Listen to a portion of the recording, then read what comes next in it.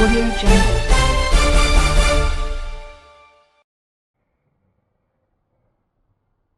ಬಾಗಲಕೋಟೆ ಜಿಲ್ಲೆಯ ಹಿರಿಯ ರಾಜಕಾರಣಿಗಳು, ಪ್ರಗತಿಪರ ರೈತರು, ಮುತ್ಸದ್ದಿ ರಾಜಕಾರಣಿಗಳಾಗಿರುವಂತ ದಿವಂಗತ ಎಚ್.ವೈ. ಮೇಟಿಕಕ್ಕ ಅವರು ಇವತ್ತು ನಮ್ಮನ್ನೆಲ್ಲ ಆಗಲಿ ದೈವಾಧೀನರಾಗಿರುವಂತಹ ಸುದ್ದಿ ತಿಳಿದು ಮನಸ್ಸಿಗೆ ಅತ್ಯಂತ ನೋವುಂಟಾಯಿತು. ಅವರು ಕಳೆದ 25 ವರ್ಷಗಳಿಂದ ನಿರಾಣಿ ಕುಟುಂಬ ಮತ್ತು ಮೇಟಿ ಅವರ ಕುಟುಂಬ ಒಂದೇ ಕುಟುಂಬದ ತರ ನಾವು ನಡ್ಕೊಂಡು ಬಂದಿದ್ದೀವಿ. ನನ್ನ ಕೈಗಾರಿಕೆಗಳಿಗೆ ಅವರು ಅಬಕಾರಿ ಮಂತ್ರಿಗಳಿದ್ದಾಗ ಸಾಕಷ್ಟು ಪ್ರಾಮಾಣಿಕವಾಗಿ ನನಗೆ ಸಹಾಯ ಸಹಕಾರವನ್ನು ಮಾಡೋದ್ರ ಜೊತೆಗೆ ಆಶೀರ್ವಾದ ಮಾಡಿ ಮಾರ್ಗದರ್ಶನವನ್ನ ಮಾಡಿರುವಂತಹ ವ್ಯಕ್ತಿ ಮೇಟಿಕಕ್ಕ ಅವರು.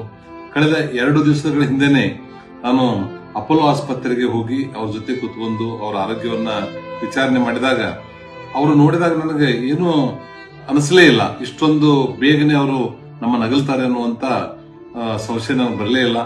ಕನಿಷ್ಠ 2 ಗಂಟೆಗಳ ಕಾಲ ಅವರ ಎಲ್ಲ ಕುಟುಂಬದ ಜೊತೆಗೆ ಒಂದು ಹರಟೆ ಹೊಡೆದು ಆರೋಗ್ಯ ವಿಚಾರಣೆ ಮಾಡಿ ಬರುವಾಗ ಹೇಳಿದ್ರು, ಇಲ್ಲ ನಾನು ಊರಿಗೆ ಬಂದಾಗ ಎಲ್ಲರೂ ಸೇರಿ ಒಂದು ಪ್ರೀತಿಯ ಭೋಜನವನ್ನು ಮಾಡೋಣ, ನೀವು ಬರಬೇಕು ಅನ್ನುವಂಥದ್ದನ್ನು ಸಹಿತ ಹೇಳಿದ್ರು.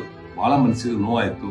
ಅವರು ನಡೆದು ಬಂದ ದಾರಿ ಅತ್ಯಂತ ಸಣ್ಣ ಸ್ಥಾನದಿಂದ ಅತ್ಯಂತ ದೊಡ್ಡ ಸ್ಥಾನದವರೆಗೂ ಒಬ್ಬರು ಮಂತ್ರಿಯಾಗಿ ಸೇವೆಯನ್ನು ಮಾಡುವಂತ ಭಾಗ್ಯ ಅವ್ರಿಗೆ ಸಿಕ್ಕಿತ್ತು.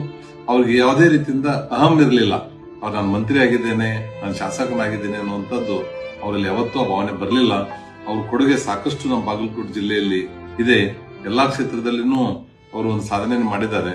ಅದರ ಜೊತೆಗೆ ಬಾಗಲಕೋಟೆ ಜಿಲ್ಲೆಗೆ ಒಂದು ಸರ್ಕಾರಿ ಆಸ್ಪತ್ರೆ ಬರಲಿಕ್ಕೆ ಒಂದು ಹೆಚ್ಚು ಪರಿಶ್ರಮವನ್ನ ಮಾಡಿರುವಂತವರು ಎಚ್.ವೈ. ಮೇಟಿಕಕ್ಕ ಅವರು.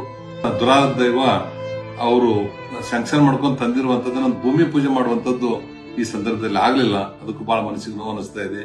ಇಷ್ಟೇನೆ ಹುಟ್ಟಿದಂತವ್ರು ಒಂದಿಲ್ಲ ಒಂದ್ ದಿವಸ ಸಾಯಲೇಬೇಕು. ಅದರ ಹುಟ್ಟು ಸಾವುಗಳ ಮಧ್ಯೆ ಅವ್ರು ಮಾಡಿರುವಂತಹ ಸಾಧನೆ ಅಪಾರವಾಗಿದೆ. ಆದರೆ ಇವತ್ತು ನಾನು ಏನ್ ಅವ್ರಿಗೆ ದುಃಖ ಆಗಿದೆ, ಕೇವಲ ಅವರು ಮೇಟಿ ಕುಟುಂಬಕ್ಕೆ ಮಾತ್ರ ದುಃಖ ಆಗಿಲ್ಲ, ಇಡೀ ಜಿಲ್ಲೆಗೆ, ಇಡೀ ರಾಜ್ಯಕ್ಕೇನೆ ಅವರ ಅಭಿಮಾನಿ ಬಂಧುಗಳಿಗೆ ದುಃಖ ಆಗಿದೆ. ಆ ದುಃಖವನ್ನ ತಡೆದುಕೊಳ್ಳುವಂತ ಶಕ್ತಿ ಭಗವಂತ ಅವ್ರಿಗೆ ಕರುಣಿಸಲಿ ಅಂತ ಹೇಳಿ ನಾನು ಪ್ರಾರ್ಥನೆ ಮಾಡ್ತೇನೆ. ಎಲ್ಲರಿಗೂ ನಮಸ್ಕಾರ.